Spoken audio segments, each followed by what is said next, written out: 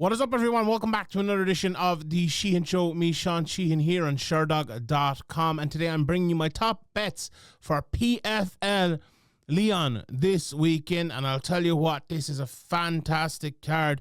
If you haven't seen my preview, it's already out up on YouTube, Sherdog.com. Go check it out. Go watch it, because this card is fantastic. It really is. Two main title fights, two European title fights, and in a rip-roaring undercard and main card as well of some of the best talent. Like, if you don't know guys like Patrick Habirora or Connor Hughes or Paulina Wisniewska or Movsar Ibrahimov or Sabrina de Souza, you should know them, because they are really, really good, and they are, not all of them will be stars of the future, but I would say a good percentage of them will be knocking around the very, very top of PFL sooner rather than later in some cases there, because there's a lot of good young talent in PFL, and there's a lot of it showcased on this card. So we'll get into those bets in a second. Just to recap, last week, 50-50 week last week, we hit two of our four bets. We missed two. The idiotic flyer that I gave you didn't hit. Turner to win by decision. The other two that didn't hit, Cejudo. I think a lot of people betting Cejudo at that price. Look, it didn't work out. And Guskov, that was a bit unlucky. You know, he almost finished him. Turned out to be a draw. So tough loss there. But we got lucky with Joshua Van plus 205. Now, he might have won anyway, but we did get lucky. And then we had Nauras Abza at minus 162, who won over in PFL and looked really, really good. So two bets hit there. Overall, we've only hit the 6 flyers from 45, but 108 from 199. So the next bet I tell you here will be our 200 bet from the year, and we've hit 108 so far. So that's not bad. I aim for 50%. Unless we get all the bets this week wrong, we should get that. So I'm happy enough with how we've gone so far. We'll have another betting show next week. Obviously, there's a PFL card next week as well, and there's an octagon towards the end of the year. So didn't the end of the betting yet. Also this week, there's another betting show, because we have UFC cards. So 2 betting shows this week as well. So I'm not sure if it'll be out before or after this, but I assume this will be out first. So watch out for the UFC betting show as well. Right, let's get straight into this. Do you know what? I was going to do something in this card that I think I might have done once before, or maybe never before. I was going to give you the same 2 people in the same fight to bet on, but I pulled out of it and I didn't do it. That means my flyer is a little bit smaller this week, just because there's only really 2 fights, or 3 fights, let's say, that are heavy favorites, and the lines for the knockouts and everything are out so late with, especially, PFL cards in general, or KSW cards, or Octagon cards, or KJR's cards, or whatever it might be. The UFC really is a lockdown on that. And maybe that's another interesting thing. If I get Ian Park running again, I was talking about getting Dan Tom on that we could talk about again. But also cards that happen in Europe, in Lyon. Obviously, this tend to be a touch later with that as well. So, I'll tell you who that was in a second. But let's start it off. I'm going to give you 4 bets and a mini flyer, so kind of 5 bets today. And do you know what? We'll call it 5 bets. I'll take this. I'll take the hit on my record. If we hit the last one, I'll call it a flyer. So right. So but if we don't hit it, I won't. So I'm taking the hit either way on that. So bet number 1, I'm going to go for a treble. Of those 3 people I just mentioned, the big favorites on this card, and that's Cris, Cyborg, Nemkov, and Lapilus. Their odds are, let me just tell you individually. Nemkov, so these prices aren't out very long. He's around minus 385. He opened up a little bit higher than that.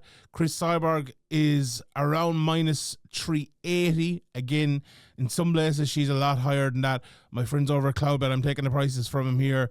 And Lapilus is minus 330, right? So add it together, around plus 110. Now, again, don't totally quote me on that by the time this comes out, but it should be around even money. And I'll be honest, I like that bet. I like it a lot. I think 2 of them are, I wouldn't say certs, right? But I think Nemkov is a heavy favourite in the betting, but a heavy favourite for me to beat Hinan Fahea. I think Fahea is dangerous. That no doubt about it, this is a dangerous fight. Whenever Hernan Fahea steps in there, it's dangerous because of the way he can throw shots and the big power he has and his size and everything like that. But Nemkov's well-roundedness should be enough to take that, I think. Lapilus, look, Liam Gittins is a very good fighter, former cage warrior champion, never lost the belt, but got rid of it to go over to PFL. But Taylor Lapilus, like, if there was bet by decision Taylor Lapilus here and it was anyway of a good price, that's what I'd be going for here, over 3 rounds as well. I think that fight is made for Lapilus, but Gittins is a good wrestler and stuff if you can get a hold of him, good all-round fighter, but I think that's going to be tough, so I like Lapilus on that. And the other one, Cris Cyborg. Now, this was the fight where I was going to give Cyborg in this, and I was going to give Sarah Collins as the Flyer of the week. Now, the best price in Sarah Collins right now is plus 450. Again, that could change. In other places, I think she's only plus 320. So let's say for a plus 450 bet, I've watched Sarah Collins. She's only fought 5 or 6 times, and I've watched, I'd say, every single second she's ever fought. She fought 2 Irish adversaries, so I've watched them very, very closely, obviously. And she's a very, very good fighter. The thing about it is, like, is she good enough to beat Cris Cyborg? That's the question. I suppose that's always the question when Cris Cyborg is fighting, or well, anyone fighting really. But with Cris Cyborg, especially considering how good she is, it's like when you're fighting Demetrius Johnson or when you're fighting Amanda Nunes or you're fighting John Jones. Like, you are good, but are you good enough to beat them? Now, the other question with Cris Cyborg, I suppose, and we talked about this in the preview, what stage of Cris Cyborg's career is she at? She's obviously getting on in age now. She's been doing boxing. She's talking about retirement. She's only had, 3 fights in 3 years. How far would she need to go down for Sarah Collins to be able to catch her? Now, I think I said 50% over in the previous show, and I think that's probably just about right. But, like, when you're touching 40 or over 40, whatever she is now, that can happen. Look at Mo Salah. He's not even touching it. His legs are gone, can't move, roaring his way out of the club. Could the same thing happen to Cris Cyborg overnight? Sarah Collins, she's no knockouts in her career, but she does hit hard. She knocked down Liam McCord, ended up finishing her with a submission, very good on the ground. Collins is no joke. The problem is if Cyborg comes out and has a good 8 minutes in her, it's going to be very tough for Sarah Collins to stand up to that. So that's why I threw Cyborg in there. That's why I haven't taken Collins as the flyer. But let's say if that was to go up over 450, let's say if that was to go to plus 550, I wouldn't shy away from it then. So that's bet number 1. Just to recap it, I suppose Cyborg, Nemkov, Lapilus, Treble, over even money, plus 110 as I look at it right now. Right, bet number 2 of the week is a guy who he's only fought once this year, and like he had a very good knockout in that fight, and I took notice of it at the time, but not a whole lot of notice of it. He's in the tournament, the finale for the bantamweights, and he's a very good fighter now that I've watched him back. So I've watched a good few of his fights, and his name is Baris Adiguzel. Adiguzel. It's easy for me to say. And he is just about. This line has moved around in the couple of hours since it's been out that I've been looking at it. He's minus 125 right now. Earlier on when I looked at this, actually let me just see the updated price of this one. Still minus 125. He was minus 105 and his opponent Dean Garnett was minus 115 earlier. So he's gone from the underdog to the favourite, and I actually think before that he was the favourite as well. So this fight could go in and out, and I have a lot of respect for Dean Garnett.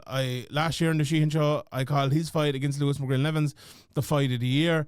Veteran, but this Baris, I'll just call him, is so good. This guy hits like a tank. 9 wins, 7 knockouts, 1 submission. That big left hook. He's a big knee to the body. I think he's like 2 or 3 finishes to the body. Just like unbelievable. His last 4 wins in a row, first round knockouts. The latest one was 100 seconds in. So this guy is knocking people out in 36 seconds, 13 seconds. And even before that, like his first 4 fights only went 6-7 minutes. His first 3 fights. His only loss in his career was to Luca Barando, who's a very good fighter. That was over in Cage Wars in 2023. The only decision of his career was Lucas Pereira back in 2024, and he finished everyone before that, finished everyone after, apart from Barando. This guy, I really like him. I like him a lot. I think he'll get the knockout here. No disrespect to Dean Garnett a lot. I think a lot of him as well. But minus 125, I like that price. I'd probably take him anywhere up to minus 150 if the line changes that much. But I wouldn't at all be surprised if you could get this guy at even money maybe when the fight comes closer. And I'm definitely taking him at that. So bet number 2, Baris Adiguzel. Can't say it. Next bet is the easiest bet for me of the week. And that's Patrick Habirora at minus 160. Again, if anyone has watched Patrick Habirora, they don't need me to tell them how good this guy is. An absolute beast of a fighter. He's fighting a good guy in Kevin Jusset, who again fought one of my countrymen in Kiefer Crosby in the UFC. He had a few fights, 4 fights in the UFC, went 2-2. Beat Kiefer, beat Hassan Kanan, 2 good fighters there. Lost to Brian Battle and lost to Jonathan McAuliffe. Again, 2 good fighters as well. Bit harshly treated, I think, on out of the UFC. He was supposed to fight earlier on in the year. The fight, it didn't end up happening, and now he fights Habirora. So Habirora 24-7-0, beat Danny Roberts last time out. Hot chocolate. Like, Danny Roberts is no joke at all. He's fought in PFL now 3 times in 3 different stints, which I like. He went over and he fought in Aries in that big Sola Mavov card last year. This guy was a world champion in the IMAFs. He's only been defeated a couple of times, even in the IMAFs. My countryman Adam Darby actually beat him, but he's been on a long unbeaten run now for years. And this guy has it all: big power, but he can wrestle. He can really do it all. You say he's a good fighter, right? He's 32 years of age, coming over from New Zealand. New Zealand. He's coming over from City Kickboxing, of course. But he's kind of like French New Zealand or something like that. Obviously, that's why he's fighting in Paris or in Lyon, even not Paris, France. And he's again a good fighter, but I think Habirora is something special, and I think that's the sort of line. If he stays at minus 160, I would be shocked, and I'd probably take him anywhere up to minus 250, maybe even a bit more. I think he's very good, especially if you're throwing him into our parlay or something like that. So Habirora at minus 160, bet number 3. Bet number 4 was a little bit surprised in this price. Now, again, odds are very, very new out. I'm going for Paulina Wisniewska at plus 140 against Sabrina D'Souza, minus 160. Again, this fight might be the fight in the card that I'm most looking forward to, because last year on the Sheehan show, I believe I did male and female fighter to look out for in 2025, and I believe Paulina Wisniewska was the female fighter I said, and I stand by that. She is really, really, really good. I suppose the only unfortunate thing for her is she's only fought once. She fought in July, but now she's getting to fight twice, so not so bad. An absolute beast. Beat some very good fighters. Dee Begley, Karolina Wojcik went to decision with her, but knocked out Valentina Shkatizi as well. Choked out her last opponent. So, she 2 decisions to start her career, and in the 4 fights since, she's had 3 finishes. So that's pretty good. Now, Sabrina D'Souza is maybe the greatest ever female amateur fight IMAF junior and senior champion, I believe, if I'm not mistaken. No, someone might correct me if I'm wrong there, but definitely an IMAF champion anyway. Beat Michelle Montague as an amateur twice, I believe, actually. 4-0 as a pro. Beat Soraya Ocorzo last time out, who made it tough on her, for being honest, but she needed that. And that maybe is the reason I'm thinking, Wisniewska is going to win this one. Still only 25 years of age, D'Souza. Wisniewska there's no doubt about it, she has fought at a higher level. I was actually thinking that maybe she would be next in line for Dakota Ditcheva. Now, that didn't work out, but if she wins this, she very well could be. I think her striking is on another level to most people, apart from Ditcheva probably.